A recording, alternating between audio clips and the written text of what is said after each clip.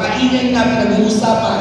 Para sa akin, ito rin siguro yung pinakamalaking action film ng dekada. Wala nang lalaka pa dito. So, yun lang talaga.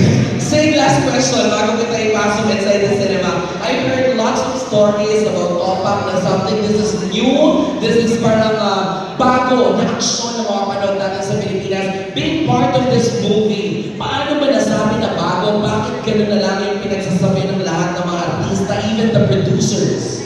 It's not just pure fun. It's not just pure blood. It's not that. It's got a lot of heart, and we're representing a good chunk of our party fire culture that's kind of like missing, which is like mental health. I'm always so gung-ho when it comes to mental health stuff. So, For the awareness. yeah, the mental health awareness stuff.